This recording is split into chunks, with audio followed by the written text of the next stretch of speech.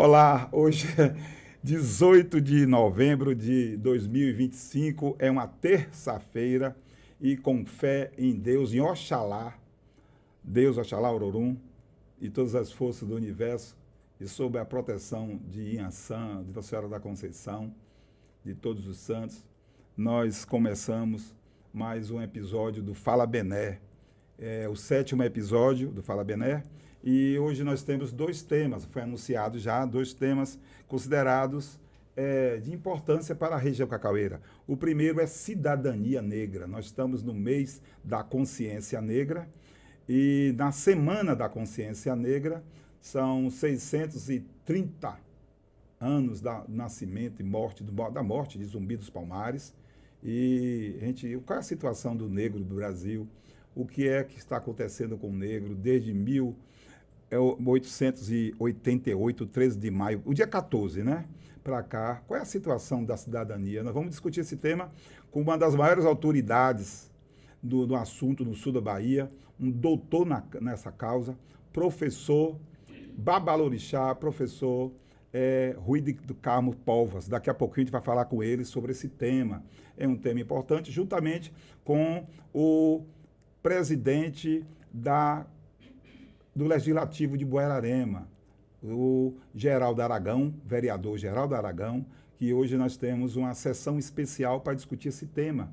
E o tema da sessão especial será Cidadania Negra, preservar o passado e exercer o presente. E eu fui convidado, muito me honra, pelo Legislativo de Buerarema, para fazer uma explanação nesse sentido, discutir como é que está, para discutir a cidadania do negro, a cidadania. É necessário preservar o passado, lembrar os antepassados, a religiosidade, os orixás, África, Brasil e o sofrimento também desse povo, dos nossos antepassados, nossos parentes, todos os nossos parentes, e exercer a cidadania do presente. Exercer como cidadão na sua integralidade, como brasileiros, como são italianos, como são os descendentes de alemão, de chileno, e esse Brasil é nosso, assim como os descendentes de indígenas, e são os indígenas também. Essa que é a tônica da nossa proposta de hoje, ouvindo essas duas personalidades. O segundo tema é sucessão estadual. Está chegando a sucessão estadual aqui no Brasil. A Bahia é um país um estado que discute muito essa questão, e nós temos a ausência de lideranças políticas na região cacaueira e também de representatividade aqui no sul da Bahia. É uma situação que se discute isso desde 1900 e Marcelo Gedeon, desde 1900 e Zé Duque, desde 1900 e Roberto Santos. Nós estamos discutindo essa falta há 50 anos, há mais de 50 anos. Eu tenho 66 anos, eu vi Carlos Sodré sendo candidato a vereador em 1974, a candidato a deputado estadual. Ele fez o sinal aqui para mim, está aqui no estúdio. E essa região tem uma região que tem CCPC, que teve ICB, que teve CEPLAC, que teve tanta gente, Fernando Gomes dividir a Bahia. E nós vamos discutir com várias personalidades, nós estamos chamando aqui para discutir, dentre elas, Geraldo Simões, ex-deputado e ex-prefeito de Itabuna, doutor Renato Costa, Marcos Pinheiro, empresário, o jornalista Oswaldo Lira, de Salvador, dentre outras pessoas, personalidades. Vamos discutir isso aí, o que é que está acontecendo com essa região, que é doutor, e também Renato Costa, eu disse, que ex-deputado, deputado duas vezes, né, candidato a prefeito, vice-prefeito de Itabuna, médico conceituado, está na linha com a gente, assim como o professor Rui Povas, também vai falar com a gente. Mas antes, porém, vamos falar de um assunto que está chamando a atenção, que é esse primeiro programa, Mickey, é a questão do venezuelano.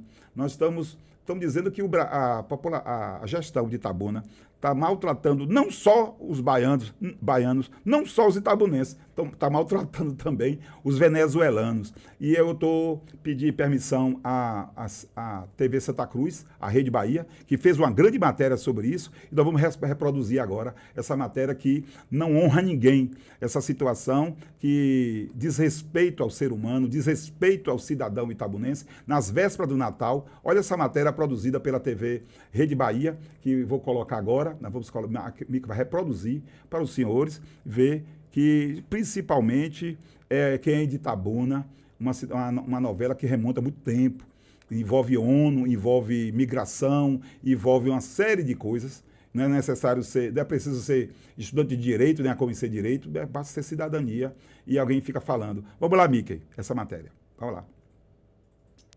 Não só no Jornal da Manhã, nos nossos telejornais, todos aqui da Rede Bahia, que indígenas venezuelanos, eles seguem alojados em um ginásio de esportes em Montes Claros, lá em Minas. E como é que essa história toda começou, Camila? Começou com esse grupo que estava em Itabuna, e aí saiu de Itabuna de ônibus para Montes Claros, chegando lá sem ter onde ficar. Inclusive mulheres grávidas e mais de 20 crianças junto com o grupo. Exatamente. E aqui Marcelo Jaguarivel, nosso colega repórter, que chega de Porto Seguro, com as informações sobre este caso. Porque a Prefeitura de Itabuna apresentou um documento negando que tem expulsado os venezuelanos lá da cidade. Não é isso, Marcelo? Bom dia, bem-vindo. Isso mesmo, Ricardo. Bom dia para você, bom dia, Camila, bom dia a todos. Olha, ontem profissionais da saúde e de assistência social avaliaram esses indígenas venezuelanos. Eles seguem alojados em um ginásio na cidade de Montes Claros, lá em Minas Gerais. A prefeitura disse que vai acionar a Procuradoria Federal e até o escritório da ONU em Belo Horizonte para saber qual é o procedimento para tratar essa situação dos venezuelanos aqui no país. Para quem não acompanhou, esse grupo de 41 venezuelanos, com mais de 20 crianças e até 4 gestantes, chegou ao norte de Minas Gerais no último sábado em um ônibus fretado pela prefeitura de Itabuna. Os venezuelanos disseram que foram abandonados na rodoviária e que foram forçados a deixarem a cidade de Itabuna, cidade onde eles estavam já há alguns anos. O secretário de Assistência Social negou essa informação. Ele diz que os venezuelanos não foram abandonados e nem forçados a sair de Itabuna e que, inclusive, assinaram um termo solicitando que fossem levados para a cidade de Montes Claros, em Minas Gerais. Nós gravamos uma entrevista com o secretário e ele falou mais um pouco sobre essa situação. Vamos assistir. Eles compreendem o português, só um dos caciques que fala e falou pedindo para ir, nós não íamos inventar uma cidade para eles irem, eles que decidiram. Por que Montes Claros eu não sei, a gente ouve de técnicos da área que têm participado de capacitação, que há um trabalho exitoso feito na cidade de Montes Claros com essa comunidade indígena venezuelana chamada Uaral. Mas tem outras comunidades diferentes lá. Então, eles pediram alimento também, pediram água, eles tinham cachorros e botaram dentro do ônibus, mas depois atiraram 2 cachorros pela janela para fora. Zoonose já pegou esses 2 cachorros para ver como é que está o estado de saúde e colocar para adoção. Eles levaram a documentação, a não ser aquelas que ainda estavam pendentes na Polícia Federal, que logo que a gente obtenha, vamos mandar para a cidade de Montes Claros.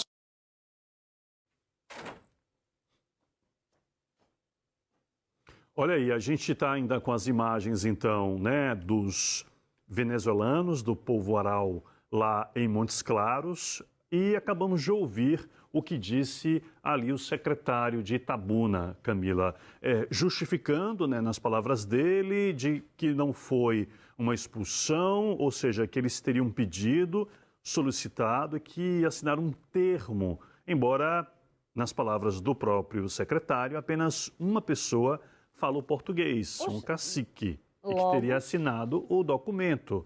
O termo, que termo é esse? O que é que contém esse documento? O que é que contém esse documento? O fato é que eles chegaram lá e estão desse jeito aí, ó. Pelo menos, quer dizer, essas imagens ainda são da rodoviária, agora eles estão num ginásio, abrigados. Criança, gente. Mulheres grávidas, ou seja, pessoas vulneráveis, que não falam a nossa língua, que não entendem direito. Olha lá, não é, Ricardo? Olha lá o que tem essa declaração. Secretaria de Promoção Social e Combate à Pobreza de Itabuna, informando que estão acolhidas ali na unidade as pessoas em situação de rua de Itabuna, solicitaram deslocamento para a cidade de Montes Claros, configurando como benefício eventual passagem rodoviária para as 7 famílias, 41 pessoas, 7 homens, 7 mulheres e 27 crianças. ou seja, um benefício, segundo aqui esta declaração da Prefeitura de Itabuna, Camila. Bom, a gente vai seguir acompanhando isso, repercutindo também bastante em Minas Gerais, porque ali está o documento que foi assinado por essas famílias, que a gente repete aqui, são indígenas venezuelanas, essas famílias. Sim. Né? Essas famílias são compostas por indígenas venezuelanos. E a gente precisa saber se a Prefeitura de Montes Claros foi comunicada sobre a chegada dessas pessoas. Porque não é somente assim, né, Ricardo? Olha, ontem na reportagem exibida no BATV, há uma fala de um representante de Montes Claros, do município, dizendo que não havia sido o município comunicado da chegada dos venezuelanos. Essa é uma fala que foi mostrada ontem no BATV e a gente vai seguir acompanhando, porque as explicações ainda, Camila, estão dessa maneira aí, né? Ainda são explicações que não explicam completamente o assunto. Essa é a verdade. Pois é, mas quanto sofrimento para essas pessoas, né? E mulheres grávidas que precisam de acompanhamento médico, precisam de condições dignas, estão gerando bebês e desse jeito, chegando para poder dormir na rodoviária, no chão, ao relento, com outras crianças. Difícil, viu? No momento em que a gente discute no Brasil o contexto da COP30, né, com assistência aos povos originários, aos povos indígenas, e não apenas do Brasil, né, mas do mundo como um todo. Aliás, ontem, em Belém, também houve manifestações de povos indígenas de várias partes do mundo pedindo mais respeito, mais atenção para as suas questões, e a gente, infelizmente, tem que narrar aqui uma situação como esta ocorrida em nossa Bahia, né? Pois é. Sem comentários. Eu estou reproduzindo esse material porque esse material foi feito pela Rede Globo de televisão, afiliada da Rede Globo Televisão, Rede Bahia, e coincidentemente por um itabunense. Essa repórter que está aí, essa morena, é Camila Oliveira de Itabuna. Ela é itabunense, nascida em Itabuna e conhece a nossa realidade. O outro, o que ao lado dela está o jornalista Ricardo Ismael, escritor, conhecedor.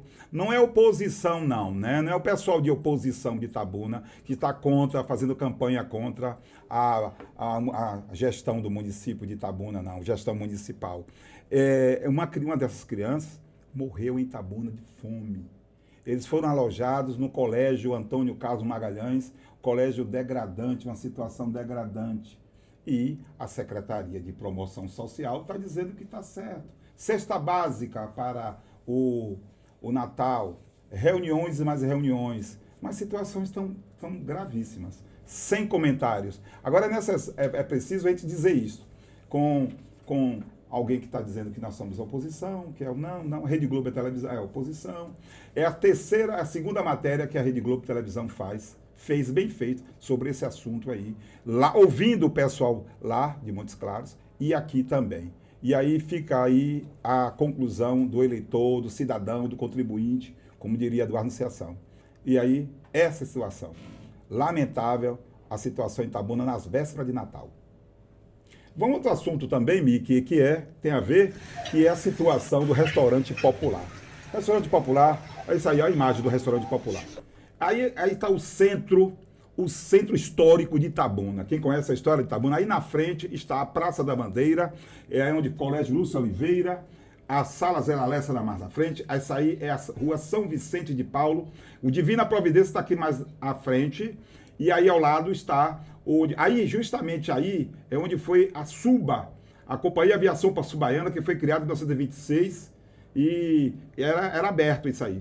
Depois veio delegacia de polícia, depois da delegacia de polícia passou a ser o restaurante popular e esse prédio é do ICB, Instituto de Cacau da Bahia, que foi depois passado para esse patrimônio para a Universidade Estadual de Santa Cruz. Uma situação horrível, o horário de funcionamento, fala-se que está calor demais, já teve furto, 80 mil reais de furto aí dentro, agora não, há anos. E a situação é popular, mas não pode ser, porque é popular, tem que ser ruim, né? Comida ruim, que não, a qualidade não é boa. Hoje foi fígado, que essa filmagem é minha, eu que fiz, bem. Vote para mim. Então, essa que é a situação. Mais outro ponto também, que a gente vai comentar daqui, vai só passando citar, é a situação mais na frente do prédio. O prédio do ICB estava fechado, e na imagem continua ainda do restaurante popular.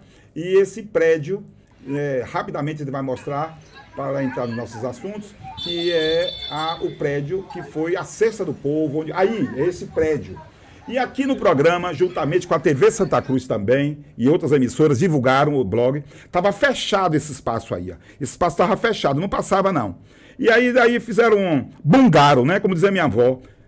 O Matuto dizia bungaro, bungou, exazulou, né? Aí fez assim meia sola ali, puxa para as coisas para cá, tinha uma árvore lá em cima, aí fechou, aí vai para lá, vai para cá, aí passou acesso agora para veículos. E aí, ontem o pessoal veio, limpou, puxa, estica, e aí fica dizendo que está tudo bonitinho. Tiraram uma árvore, tinha uma árvore lá em cima. Então, Mickey, volte para mim, por favor. Esse é um ponto. Outro ponto também que eu estive coincidentemente caminhando, coincidentemente não, repórter não tem coincidência. Eu fui a esse local e depois eu fui à Casa do Educador. Não precisa botar a imagem do Casa do Educador, não. A Casa do Educador, aqui no Fala Bené, o jornalista e professor Guilherme Santos, ele questionou isso, a situação do prédio, a Casa do Educador, que tinha um baobá. Aí a prefeitura foi lá, agora, recentemente também. Tem 2 semanas que a gente falou isso. A não sei se a televisão divulgou. E a imprensa tem um papel interessante, às vezes futuca assim e tal. Aí o caboclo vai, se coça e faz um bungadinho, né? Uma meia sola, né? O bungado é ótimo, essa expressão. Bungado, meia sola. Vamos lá, me engane que eu goste. E aí agora cortaram a árvore e aí fizeram uma coisa, tá lá jogado as traças, um patrimônio, que é um patrimônio. Quem que é essa história de Itabuna sabe o que eu estou dizendo. Da SENEC, da Campanha Nacional de Escola da Comunidade.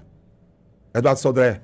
Eduardo Sodré está aqui. Pode fazer Sodré já aqui, rapidamente, para conversar com a gente. Sodré, como é que vai? Escola Nacional de... Campanha Nacional de Escola da Comunidade. Eu fui senecista. Eu também. Presidente de SENEC e fui também professor do Colégio Firmino Alves do Ginásio Itapé. Exatamente, eu fui do Colégio Firmino Alves, 3 irmãos. Eu, Zé Celi e eu, nós estudamos ali, estudei com Joanita. Então, olha que coisa dessa cidade de Itabuna. Joanita Vidal. Joanita Vidal, gente muito boa. Está cedida pela professora Lídia Câmara. Lídia Câmara, exatamente. Então, a história de Itabuna, para quem conhece a história de Itabuna, tem que falar sobre a cidade. Vamos falar de cidade... Mickey, vamos falar sobre cidadania. Estou na linha com o professor Babalorixá, escritor, poeta, uma figura, cidadão ilhéense, membro da academia, é o currículo do homem, membro da academia, professor Rui do Carmo Povas. Seja bem-vindo, meu querido professor. Está ouvindo, professor? Boa tarde. Boa tarde.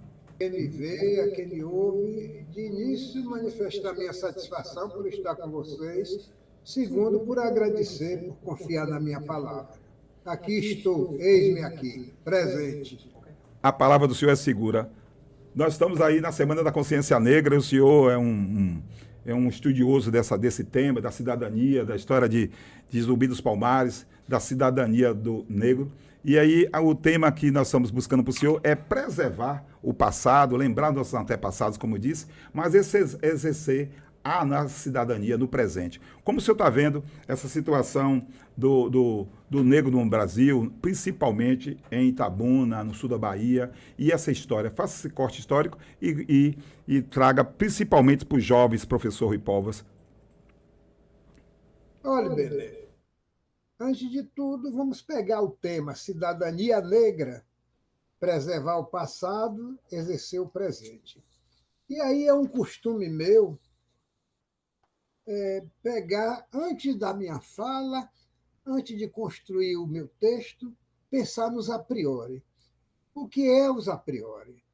São os dados que antecedem até mesmo a informação e o conhecimento. É preciso fazer uma distinção entre informação e conhecimento. O conhecimento não produz fake news. Quem produz fake news é a informação. A informação pode ser verdadeira ou falsa, ultrapassada ou nova em folha. O conhecimento não. O conhecimento resiste ao tempo. E aí eu tenho o costume de me debruçar sobre o universo semântico das palavras que compõem o tema, o temário daquilo que me pedem para abordar. Aí eu vejo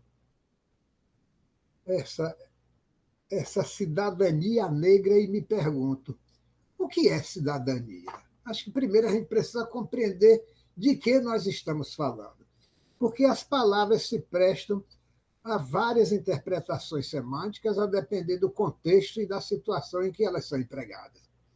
Pois é, se cidadania é uma abstração, o cidadão que é o concreto, a cidadania para existir precisa estar incorporada no cidadão. Quem teria a cor necessariamente seria o cidadão. O cidadão pode ser preto, branco, moreno, cafuz, cor de cobre. A cidadania não. A cidadania é transparente, ela é translúcida, porque exercer a cidadania é preciso que o indivíduo se sustente numa base dupla de deveres e de direitos. Que deveres são esses? São estipulados pelas leis que regem o país, pelo conjunto de dados da ética e da moral. Daí vem o conhecimento das leis. Esse conjunto faz com que as pessoas se compreendam nos seus deveres. Sem dever, não há direito. Onde há direito sem dever, é uma comunidade torta. Onde há dever sem direito, é uma comunidade injustiçada. Então, baseado nesses a priori, eu me debruço sobre a situação do nosso país em relação à questão de cidadania e dos cidadãos negros. Eu sou oriundo de família negra, de gente de religião afrodescendente. Então, vivi de perto e ainda vivo o que é não ser branco, católico, apostólico, romano no nosso país. Por quê? Há um faz de conta de uma democracia racial. Há um faz de conta que nos respeitamos, as várias ilhotas de excelência se respeitam mutuamente a quem está fora das ilhotas. Isso tudo não passa de falsidade ideológica.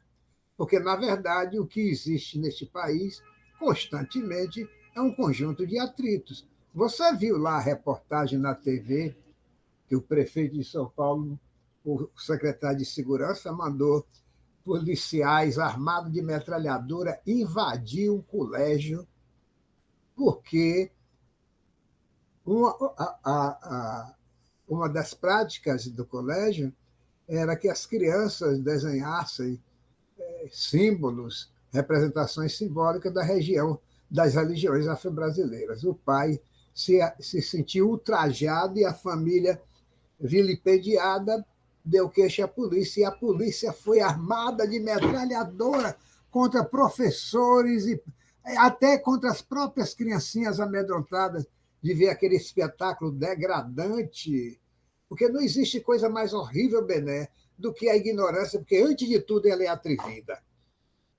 Ela desrespeita, ela se atreve à dona da verdade de impor verdades únicas. Então, é nesse caldo que a gente exerce a prática da cidadania todos os dias. E aí você encontra a discriminação não só no meio religioso, mas também nos meios culturais. Raros são os segmentos culturais que escapam dessa maldição do preconceito. Não é? Você veja, lembrando que quando o Brasil se sustentou na escravidão, se baseava na seguinte verdade: na África não tinha gente, tinha semoventes, animais em forma de gente que até falavam. E para humanizar esta raça, era preciso arrancar do seu contexto sociocultural, da sua pátria, da sua família, batizar em nome do Pai, do Filho e do Espírito Santo e submetê-lo à escravidão, porque não estava se labutando com gente. Foram 300 anos assim. Este país construiu para si um karma impagável. Ou, se tiver de pagar, põe mais 500 anos nisso. Há comunidades mais amplas que são disfarçadas. finge que há uma convivência harmoniosa, quando, na verdade, nós chegamos até a inventar o verbo tolerar e a palavra intolerância. Ora, você tolera aquilo que não pode matar. Você não tolera a barata na sua casa, porque você pode matar a barata e a lei não vem lhe perseguir. Mas se você matar o cidadão por causa da cor, você será punido pela lei. Então é melhor tolerar aqueles que são de outros coloridos, para que eu não receba uma punição da lei. Aí inventamos o verbo tolerar e o substantivo tolerância. E vamos tolerando, e vamos tolerando. E em nome dessa tolerância, nós toleramos a banalidade, nós suportamos a agressividade, a falta de educação doméstica, a falta do trato, da civilidade entre os cidadãos. Então, o quadro que eu vejo é esse. Alguém pode me julgar um pessimista, mas eu falo de dentro. Eu não falo porque ouvi dizer, eu falo porque pertenço à categoria dos que são discriminados. Eu gostei, viu? A ignorância é atrevida. Isso aí balançou aqui no estúdio. Carlos Sodré e a equipe aqui, a ignorância realmente é atrevida, viu? Isso é profundo, professor. E eu refleti aqui. Professor, nós estamos na linha com o presidente da Câmara de Buerarema, o vereador Geraldo Aragão. Ele vai falar aqui agora, convidar a comunidade regional, a comunidade de Buerarema, para uma sessão especial alusiva ao mês da consciência negra, que vai acontecer hoje, logo mais às 18h. Cadê ele? Geraldo Aragão?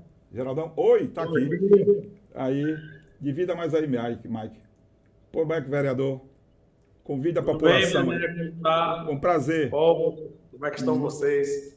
Tá bem dividido. Mike. Professor Rui está aqui e faça esse convite, vereador. Vereador é filho, você é plaquiano. Eu assumi dele no assunto, né? Exato. Quero até desculpa por eu não ter enviado esse convite para o senhor, porque realmente a correria foi muito grande. Mas Bené, com certeza, vai representar muito bem essa comunidade.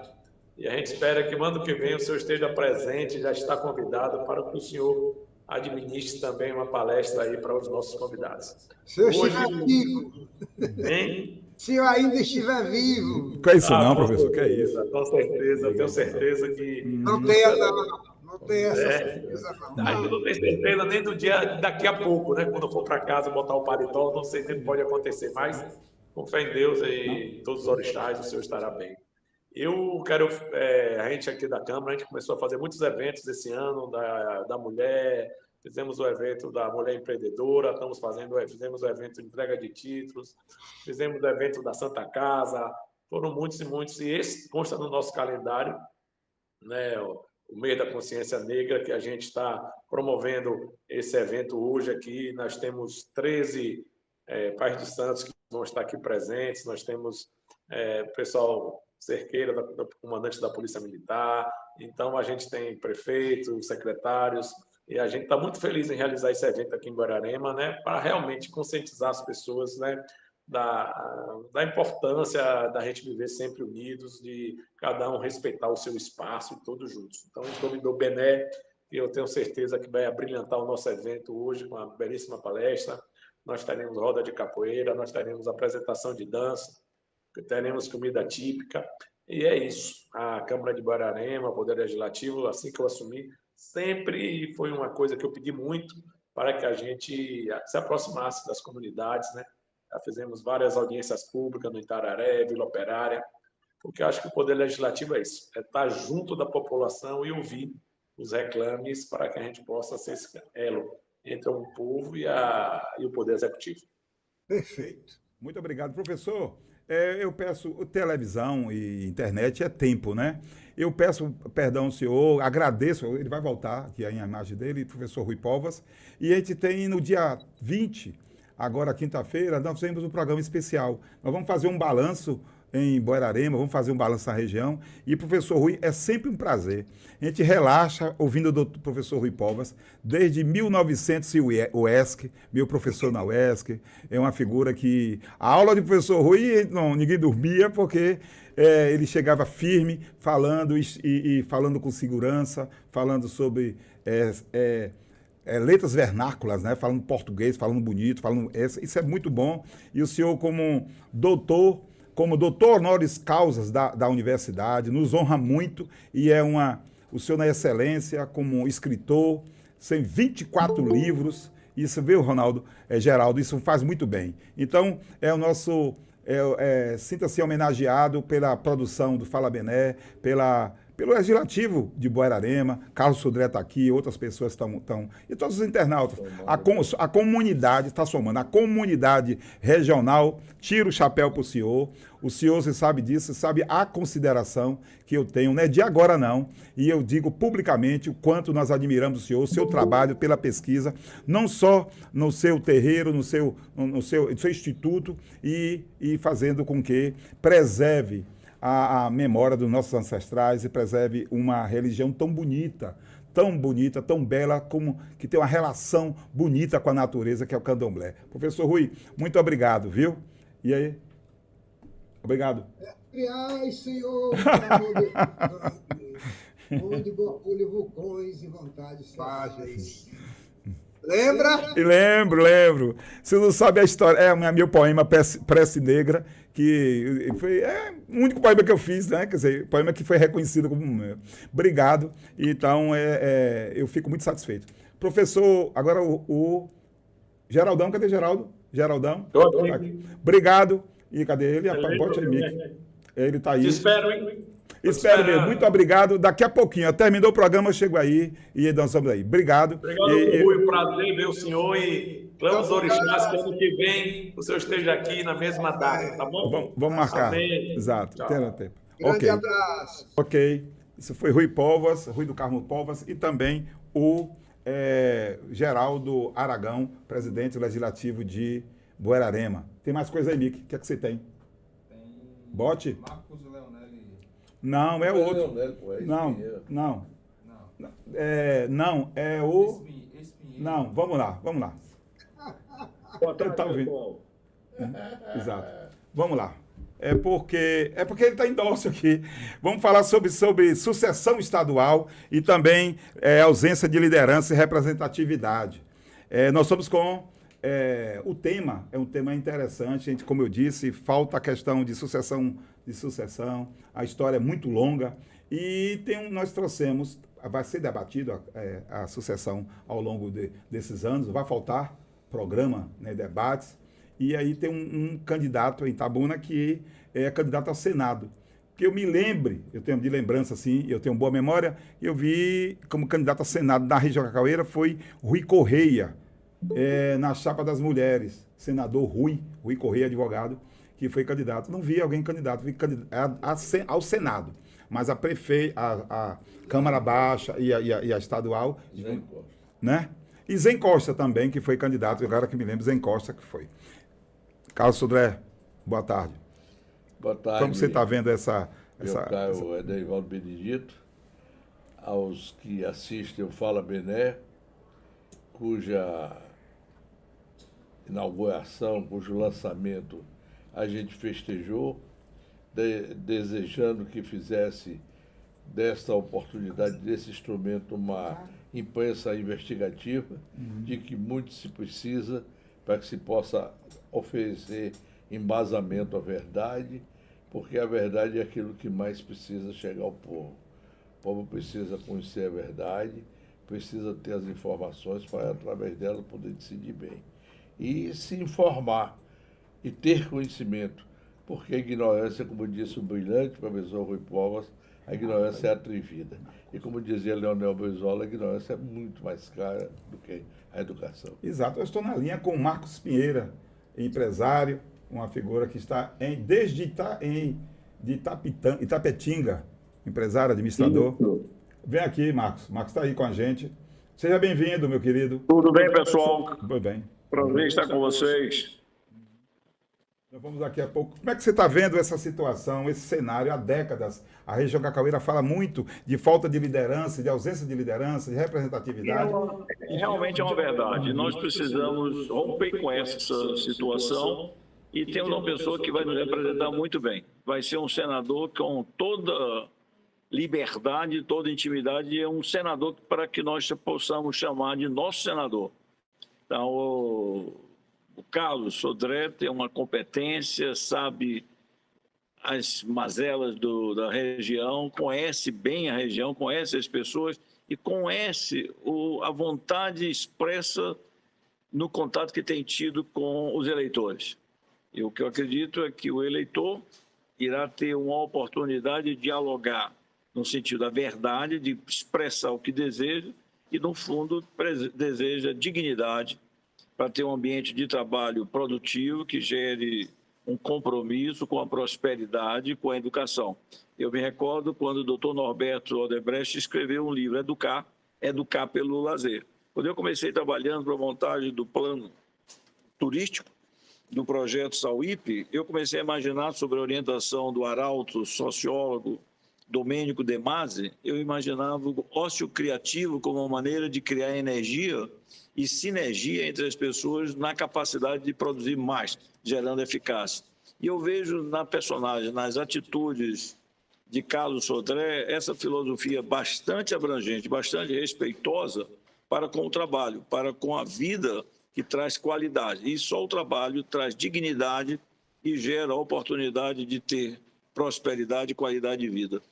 Então, eu acho que nós estamos diante de uma boa oportunidade de tirarmos esse gap que a região tem tido para que a gente possa eleger um senador para chamarmos de nosso. Ainda ontem, uma coisa interessante, Bené, ontem eu conversava com uma pessoa e me disse, ele é um ser humano, um empresário, um executivo, um servidor público, um ex-procurador da União, né?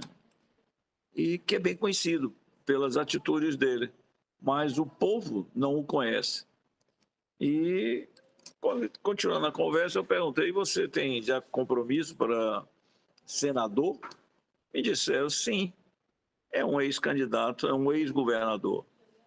Ele disse, pois é, mas talvez esse ex-governador não esteja no patamar de qualidade que o candidato Carlos Sodré esteja.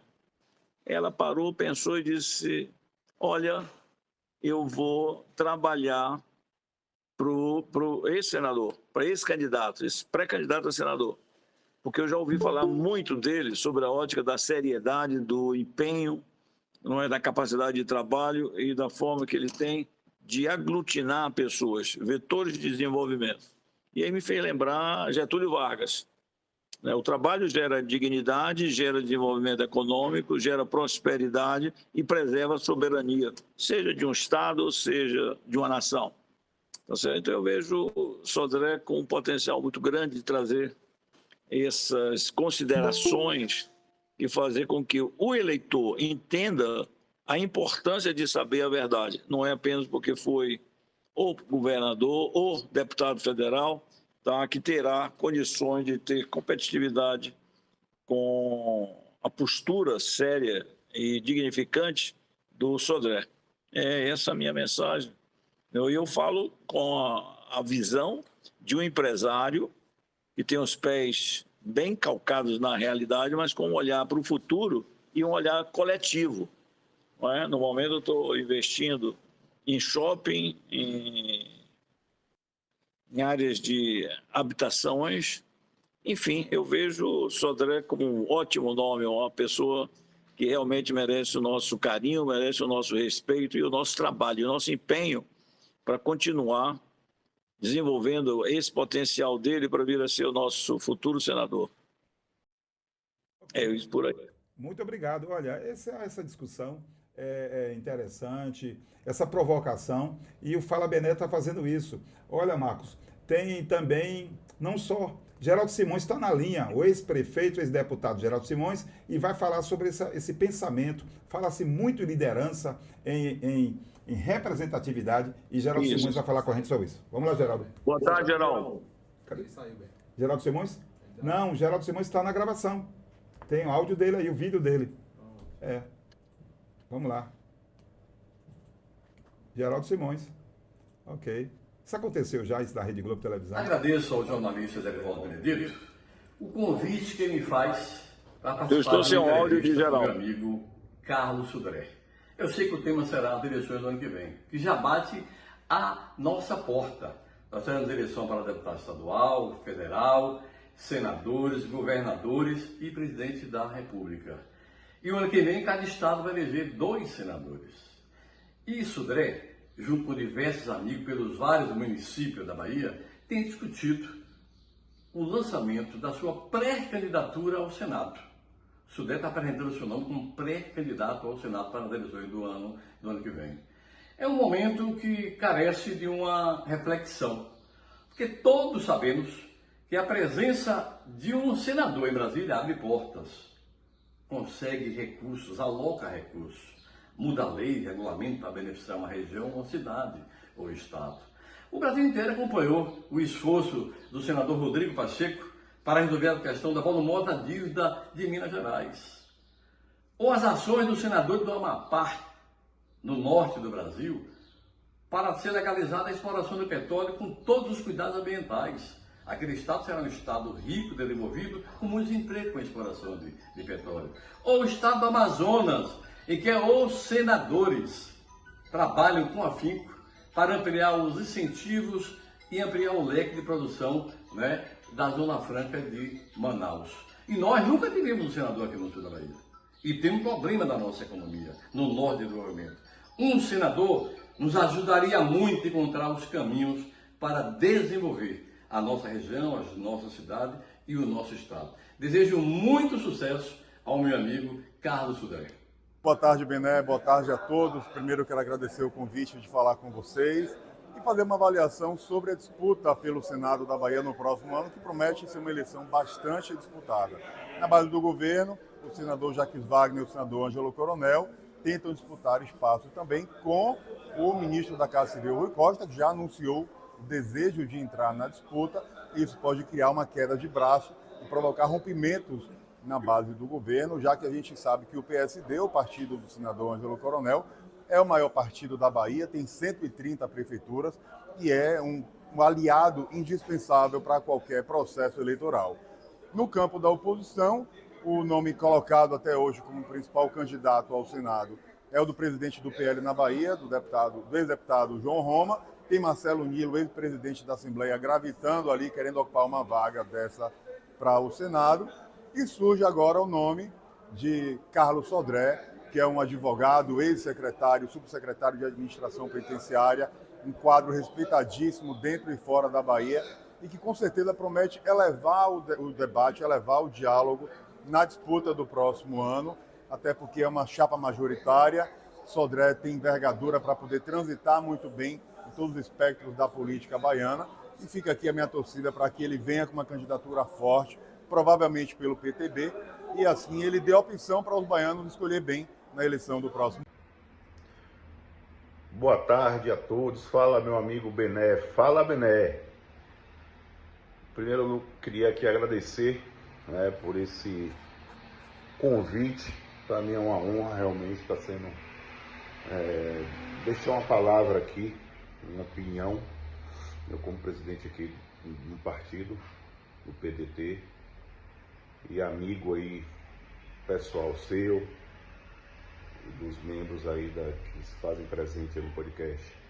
É até redundância a gente ficar falando, né, de representatividade na região.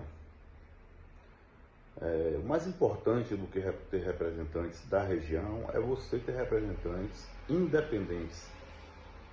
Porque você ter representantes que dê amém, que vai fazer mais do mesmo, que vai ali fazer politicagem, não adianta. Infelizmente a gente vive uma região hoje com muita carência de desenvolvimento. Eu sou empresário, eu gero emprego, eu tenho funcionários que falam das dificuldades dele, independente de ser prefeito A ou B, não estou aqui falando isso. mas da importância da gente ter realmente políticos comprometidos e independentes na nossa região. Você vê, Porto de Ilhéus, Ferrovia Oeste-Leste, não caminha e para. Eu estou te falando isso porque eu, como empresário, forneço. Parei de fornecer para lá, porque parou as obras. Aí agora volta um pingadinho. Então, assim, eu vivo de perto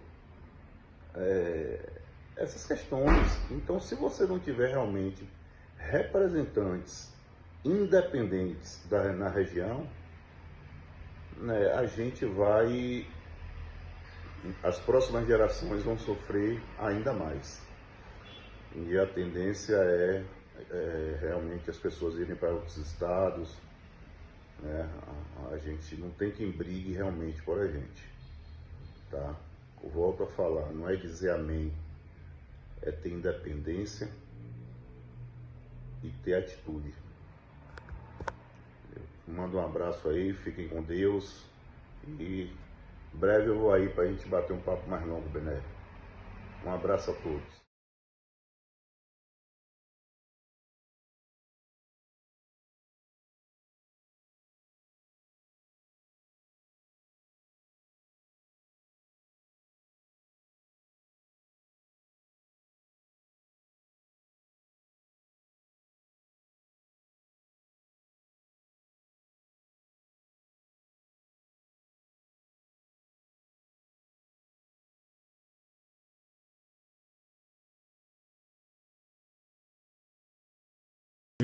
Como é que o senhor está vendo, doutor Renato? Você que foi vice-prefeito e foi também, vamos bater esse papo agora também com Espinheira e com Sodré. Como o senhor está vendo essa situação que vem ao longo de décadas? Alguém falar de falta de ausência de liderança, ausência de representatividade, ausência de voto, e a sociedade vota, a comunidade vota nos candidatos de fora. Já teve experiência de 400 candidatos recebendo voto aqui na região Cacaeira. Então, o senhor que conhece de política, é doutor na medicina e doutor em política, dê sua expressão, doutor Renato Costa. Seja bem-vindo. Boa tarde. Gente, Neto, a todos que estão aí, meu amigo Carlos Sodré, eu vou dizer o seguinte, região Cacaeira, ela há um débito muito grande com ela, tanto do poder público federal quanto do estadual, para o que essa região já representou, então nunca recebeu volta na hora que a crise, ou melhor, mais de uma crise, a tragédia do cacau aconteceu nessa região. Um dos fatores da região desesperada é exatamente a falta de uma representação política forte e eficiente. E estamos tendo assim, uma oportunidade agora de ter um nome brilhante, filho da região, que conhece essa região, conhece e é conhecido, que é o Carlos Sodré. É uma oportunidade de ter essa voz no Senado. Está oferecendo o seu nome na região, para que a região pense isso, não desmerecendo os demais senadores, mas será um senador que você vai conhecer o endereço dele, vai ter acesso a ele, e com toda certeza ele conhece mais a problemática regional do sul da Bahia do que os demais senadores baianos, ou pretendentes da Bahia. Portanto, é isso que eu tenho a dizer. É uma oportunidade que essa região tomar consciência de que essa oportunidade, nós vivemos num regime democrático, onde a representação é eleita pelo voto popular, então é preciso que a população, como um todo, ela perceba isso. As pessoas mais lúcidas, as pessoas mais comprometidas com a região, percebem. Então, é preciso que haja um trabalho regional de conscientização de conscientização para que a região passe a ter mais visibilidade, assim, vamos dizer assim, ao poder público. Que nós vemos assim, faz obras aqui, ali, obras, mas assim um projeto regional para o sul da Bahia até hoje não existe, especificamente, né? Eu, quando estava lá na Assembleia, eu criei a Comissão Especial do Cacau.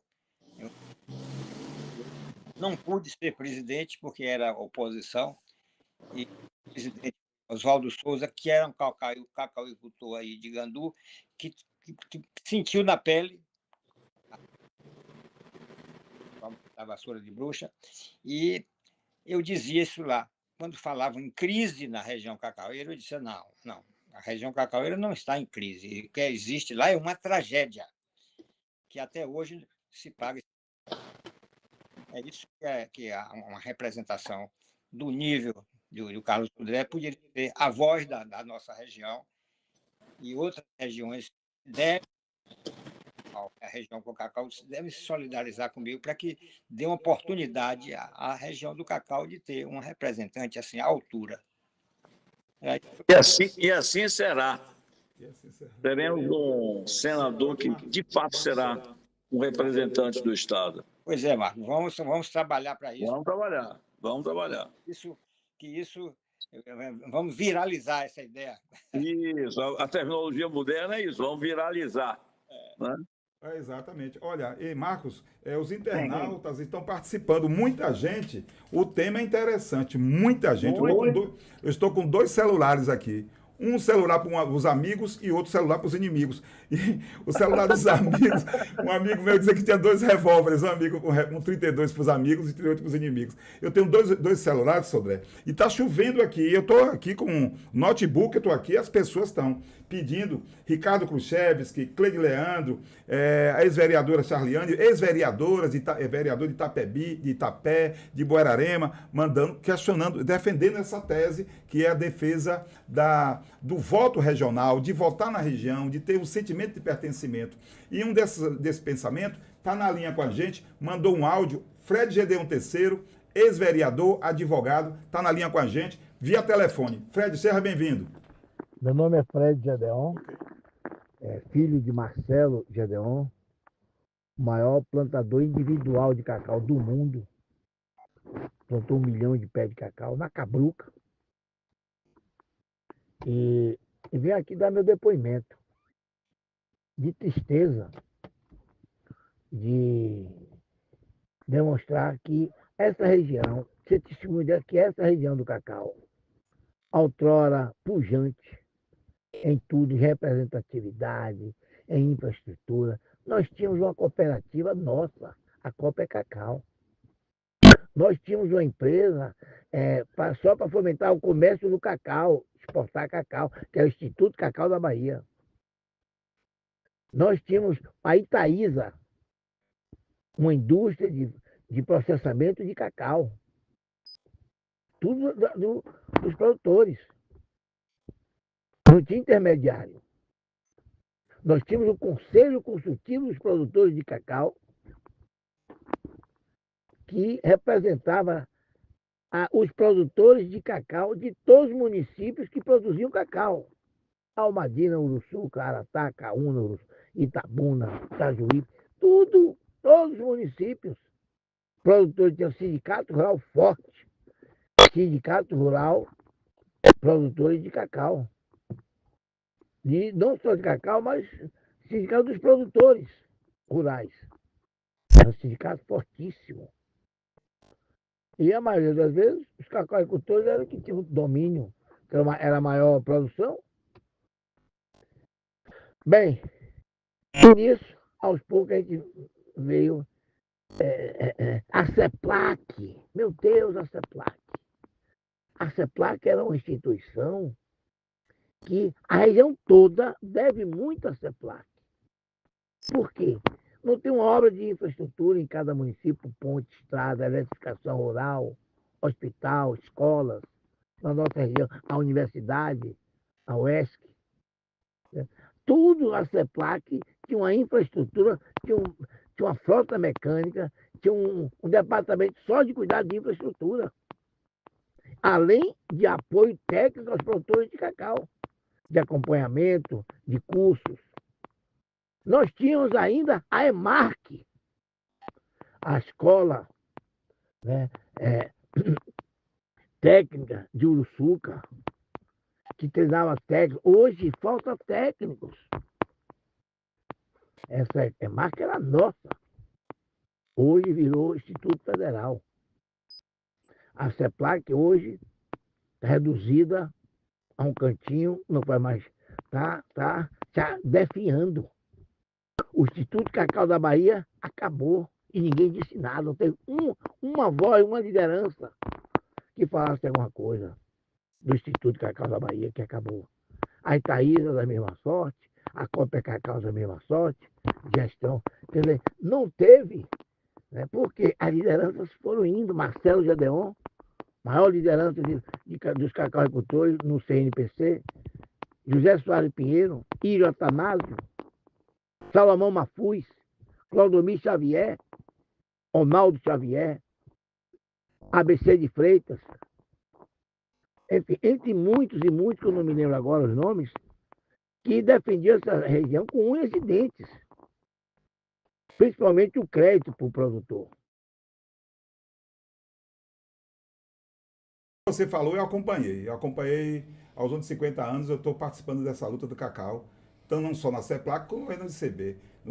Eu fui do ICB, CCPC e CEPLAC. E eu lamento, nunca fui produtor de cacau, mas eu fico muito triste, o estágio que nós chegamos a essa região cacaueira.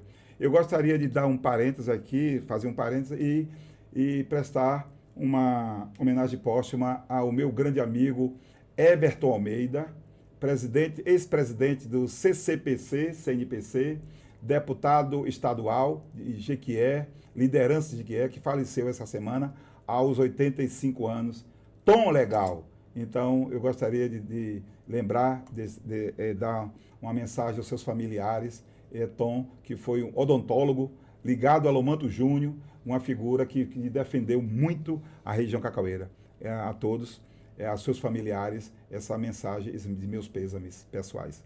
Então, vamos lá. Agora, Carlos Eduardo Sodré, homenageado nesse tema palpitante que foi levantado aqui agora. Sodré, quer que você vê. Você tem Renato Costa, Espinheira, você viu o professor Rui Povas também, Marcelo Gedeon, Lira, Geraldo Simões falando o que é que você tem de proposta, o que é que se pode construir, mudar essa mentalidade aqui na região cacaueira. Bené, o planejamento do programa trouxe um componente de homenagens que muito me honram, mas sem dúvida alguma eu fico quase que submetido à necessidade de fazer uma linguagem telegráfica para dizer 4 ou 5 coisas, porque talvez seja o tempo que me reste. Mas para dizer o seguinte, em primeiro lugar, eu quero me associar a você nesse voto de pesar pelo falecimento do grande, querido amigo, guerreiro, lutador Everton Almeida, que também lamentei, meu grande, querido amigo. Quero realmente recordar Marcelo Gedeon, quando em 1974 nós lutávamos em favor da tese de que a região precisava, e ainda no tempo do apogeu econômico do cacau, para poder fazermos, né, a grande conexão entre a nossa força política com a força econômica esplendorosa que nós tínhamos. Nós não fomos competentes para conseguir fazer com que as lideranças políticas da região se apercebessem nisso. Falando de 74, nós estamos falando de 50 anos atrás. E nesses 50 anos, depois de tudo isso, eu que já tinha me recolhido ao descanso, aposentado como procurador federal, depois de cumprir uma longa trajetória de luta profissional como advogado, de exercício de cargos públicos, em 4 níveis de governo, porque fui secretário de 4 municipalidades, inclusive da capital, fui subsecretário de Estado por 17 anos em 3 secretarias, Casa Civil, Secretaria de Agricultura, ao lado do meu querido amigo Geraldo Simões, que há pouco acabou de falar, e a Secretaria de Administração Penitenciária e Ressocialização, que implantamos, eu com Nestor Duarte, que era o titular da secretaria. dessas funções todas que nós exercemos, do trabalho que fizemos ao longo da luta comunitário, em favor da Associação Comercial de Itabuna no passado, lá nos Clubes de Itabuna Centro, que fui o presidente mais jovem de sua história até aquela época, e esse caminho feito por aí. E a gente carrega sonhos. E Miyakoto dizia que o que faz andar a estrada é o sonho. E eu, quando vejo o que está acontecendo, quando eu percebo, quando eu me dou conta do que está acontecendo comigo nesses últimos dias, depois que começou a brotar a informação de que a minha candidatura poderia servir aos propósitos da região, propósitos que estão retardados na sua execução, porque nesses 50 anos nada se fez e a região vive muda, sem falar, com a CEPLAC defiando, com o apoio do Jequitinhonha, fazendo vergonha ao Brasil e à Bahia, sobretudo o prejuízo do tráfico de pessoas e de mercadorias, que há mais de 6 meses nem licitação se fez para fazer a obra, no território do Estado, em que a fiscalização do Estado é inerte, em que a gente, neste Estado, não tem as estradas principais, BR-116 e BR-101 duplicadas e tem em outros estados.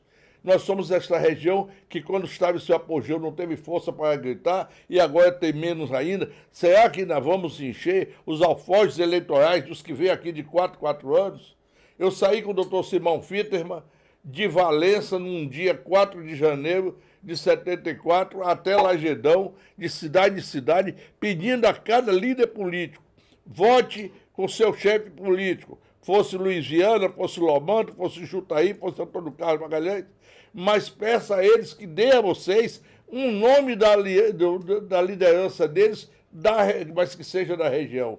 Nunca fizeram isso. As pessoas cedem à nomeação da filha, ao compadrio, ao favor pessoal, ao empréstimo outrora no Baneb, a isso e aquilo, e a região foi ficando relegada. E está aí estrangulada, colapsada numa porção das suas coisas, sem um projeto grandioso a que aludiu o querido amigo e brilhante ex-deputado Renato Costa. A visão que a gente está procurando juntar é dos trabalhadores, dos sindicatos que estão me apoiando no Estado. É a voz de empresários como Marcos Espieira há pouco se pronunciou, para demonstrar que a gente pode juntar a força do trabalho com o capital e buscar a paz social e resultar tudo isso da prosperidade que todos buscamos para todos.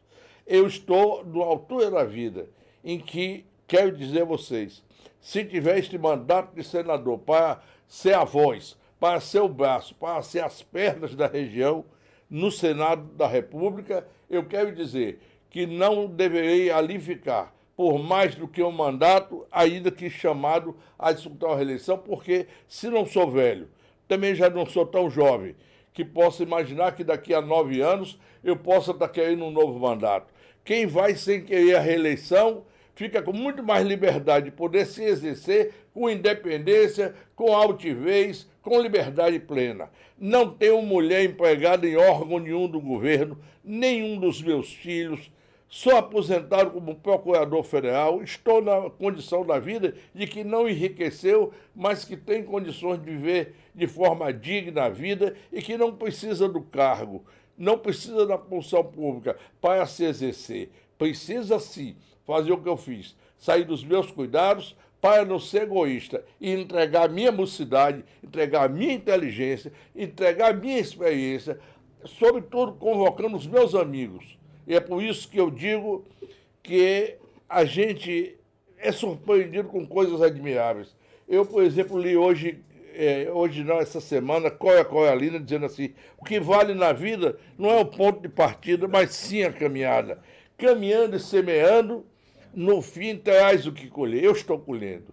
Amigos de todo o Estado. Eu tenho amigos nessa Bahia inteira.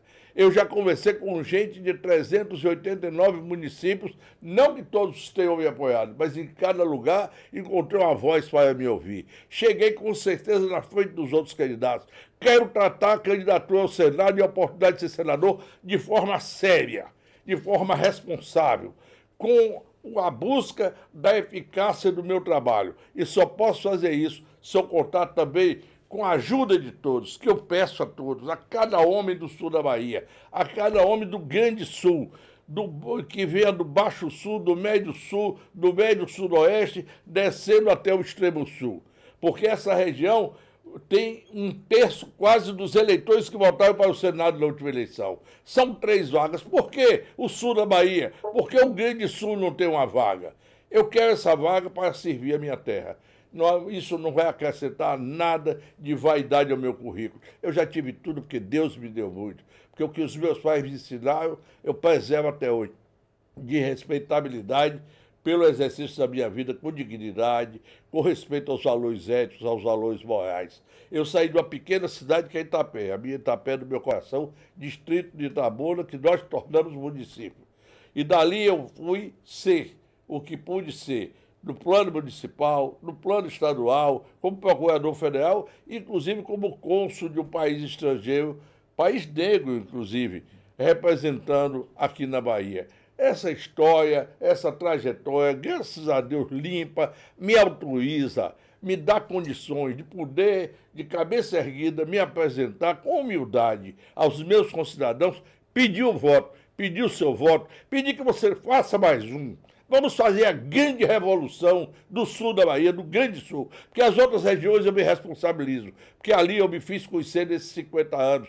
Tenho amigos em todos os lugares da capital, onde vivi metade da minha vida e ali exerci muitos encargos, muitas responsabilidades e ali também obtive reconhecimento, seja do título de cidadão soteropolitano, seja da mais importante medalha da Polícia Militar, seja da Comenda 2 de Julho, a maior de todas da Bahia, de todas as referências nos ambientes culturais, econômicos e sociais e, sobretudo, no mundo do judiciário e entre as várias correntes políticas da Bahia com que eu trafego de todos os lados. Não me interessa estar discutindo a questão nacional, política nacional, nem estadual política num primeiro plano. Eu quero discutir a nossa região, porque eu aprendi com o Leão Tolstói que quem não organiza e não cuida da sua aldeia, não conquista a sua aldeia, não pode querer conquistar o mundo. Eu quero conquistar o mundo da Bahia para ser representante. Nem é do povo, porque a Constituição diz que o senador é representante do Estado. Para ser representante de todo o Estado da Bahia, eu leve o Grande Sul da Bahia no meu coração para servir a minha terra. Olha, a proposta justamente do programa, do nosso podcast é justamente esse. Marcos Espinheira, obrigado, Sodré, e doutor Renato Costa, e internautas, é discutir, é provocar o velho governador do Rio Grande, da antiga Guanabara, o jornalista Carlos Lacerda, dizer que o papel do jornalista é mexer nas águas, não é? Torná-las turvas, né? Então, ele dizia isso no tempo de Getúlio Vargas. Então, vai haver muito tempo. A proposta nossa, eu acho que o papel, a produção do nosso podcast, quando chegou atingiu o objetivo, que é provocar, levantar. Nós temos um ano eleitoral todinho, nós temos o ano de 2026. E aí, doutor Renato, nós contribuímos para isso, Marcos, para contribuir para esse debate, iniciar. E eu fico muito satisfeito por isso. Olha, não era para ser uma homenagem, era para ser uma discussão. E eu fiquei muito emocionado porque as pessoas que participaram do programa, Carlos Eduardo Sodré, prestaram também uma homenagem a você, todas elas. Elas foram convocadas para falar de um tema, e elas falaram de outro tema, doutor Renato. Elas falaram de você, do seu trabalho, da sua luta, e a gente sabe a história. E eu, particularmente, eu conheço Sodré desde 1974. Eu tinha 13 anos de idade e fiz campanha para Sodré no Colégio Estadual de Itabuna. Eu estava no Grêmio Sodré. E você, cabelo preto, magrinho, um discurso bonito, meu irmão, eu desacompanhando. E isso, você defendendo a região, você, Paulo Lima, da associação, de quando eu crescer, você igual a esses caras. Então, e outros também, né, militantes, doutor Renato Costa, vindo da militância política, depois vem MDB, Arena, e eu jovem participando, defendendo essa terra. Então, Marcos, essa é uma homenagem que a gente presta a você, Sodré. Inicialmente, foi meu ex-colega meu da CEPLAC, Fred Gedeon falou bonito aí agora também, foi meu colega no curso de Direito. Então, a gente tem história, eu fico satisfeito por isso, porque o doutor Renato Costa parou o trabalho dele para dar prestar homenagem. Marcos, lá de Itapetinga. E o nosso querido Oswaldo parou para falar com você. Isso é Geraldo Simões e os internautas aqui participando. Então, isso é muito bom. E a gente estourou o tempo, mas não tem. Mas é isso, viu? Fale aí agora que você, para agradecer. Antes, porém, vou pedir para Marcos dar a sua consideração e doutor Renato também, após as palavras do meu querido Carlos Eduardo Sodré. Marcos, por favor.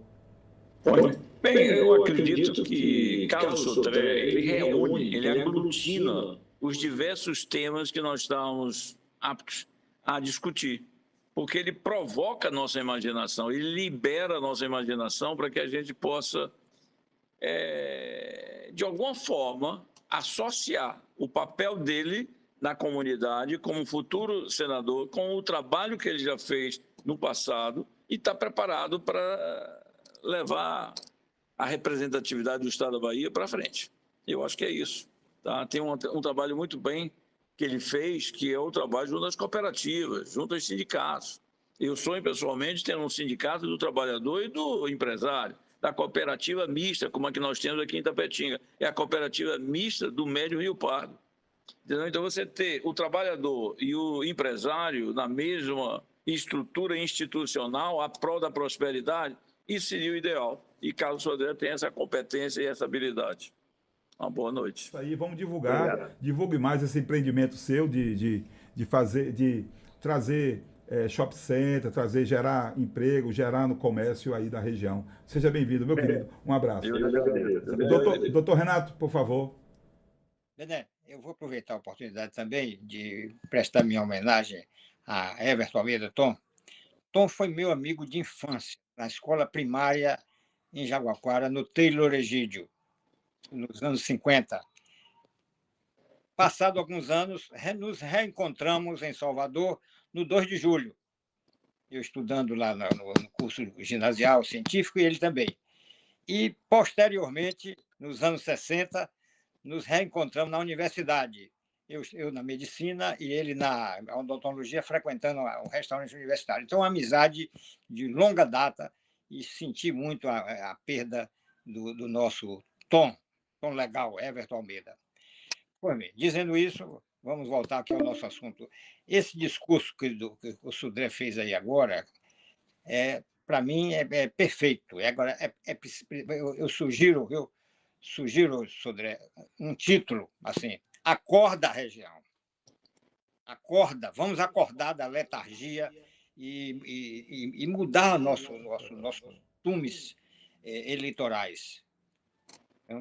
Vamos sentir a importância que está tendo, por exemplo, uma voz no Senado. O Senado, sem dúvida nenhuma, na próxima legislatura, ganhe A, B ou C, ninguém governará sem a maioria do Senado. É como se fala no jargão da política. Não tendo um Senado com maioria para fazer andar, o presidente da República eleito será uma rainha da Inglaterra. Reina, mas não governa.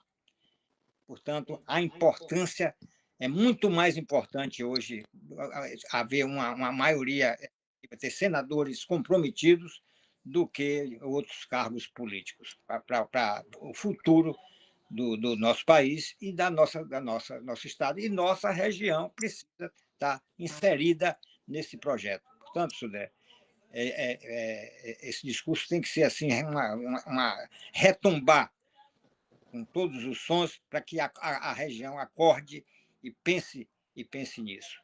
Tanto, Bené, você está de parabéns, as pessoas que participaram, foi tudo, gostei muito dos conceitos, da forma como você está colocando, e esse trabalho que você está fazendo, como um bom jornalista que você é, antenado no dia a dia, nos acontecimentos, isso é tudo que um bom jornalista deve ter, estar antenado com as realidades, né? Portanto, são essas minhas palavras e agradeço a oportunidade de estar aqui também ao lado de tanta gente importante, tanta gente boa Isso para mim é uma honra. Muito obrigado. Prazer é todo meu. Eu dou um desconto que o senhor é meu médico pessoal, particular, e meu amigo. E aí eu dou um desconto. Você sabe a admiração que eu tenho por senhor e por sua família. Um abraço à professora Luciene. Carlos Eduardo Sodré. Tá bombando aqui, o Mickey está falando, e pediu para olhar. Então o pessoal está comentando, viu? Obrigado, Marcos. Obrigado, doutor Renato Obrigado Costa. por ter participado. Ok, obrigado. Sodré, fala aí agora. O senhor que está... A palavra é sua, está na hora de orar. E Jesus vai nos salvar.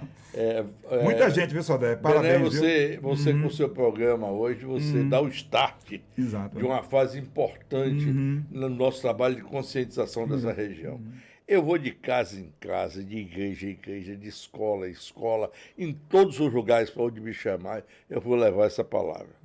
Com essa flama, com essa sinceridade, sem nenhuma preocupação se agrada ou se não agrada. Agora, quero dizer a você o seguinte, eu quero agradecer a participação de Renato e de Marcos Pinheiro, eu quero agradecer a participação do jornalista Oswaldo Lira, de Fernando Neto Filho, que é uma liderança desabrochante aqui também. Quero também agradecer ao querido Fred Gedeon, cujo apoio traz a lembrança do pai, da luta dele em favor do cacau, em favor da região, que é a nossa luta de sempre. E dizer a você que eu sonho com um Senado que restaure, que reviva grandes dias. Nós tivemos dias com Paulo Brossard, com Pedro Simon, com Mário Covas, com Franco Montoro, com Tancredo Neves, Valdir Pires, com Josafá Marinho, com figuras extraordinárias. E a Bahia ontem, de Rui Barbosa, de Otávio Mangabeira, de Antônio Balbino, de Josafá Marinho, não é a mesma Bahia no Senado. Me perdoe, sem nenhum desapreço a todos. Agora, esta discussão desta campanha, nós vamos fazê-la de uma forma séria, com conteúdo, com responsabilidade. Essa história de estar levantando panela para estar falando do que está cozinhando, essa política de estar xingando os outros, e essa política miúda, entendeu, do varejo, não podemos permitir. A região cacaueira vai mostrar à Bahia que ela quer discutir temas grandes do seu interesse e do interesse geral, e não a futrica, a fulanização, porque política não se faz assim, política é a arte do bem, e nós estamos aqui para fazer valer esses primados, e eu, de minha parte, como candidato, se for, como espero ser, que não depende agora mais de mim, depende agora exatamente do processo, eu estarei pronto para levantar a bandeira. E como disse Renato, acorda Grande Sul, acorda região, que nós vamos para a luta. Terminou. Olha, um abraço a todos. O Fala Bené é produzido pelo Derivaldo Benedito, com a M3 que produz.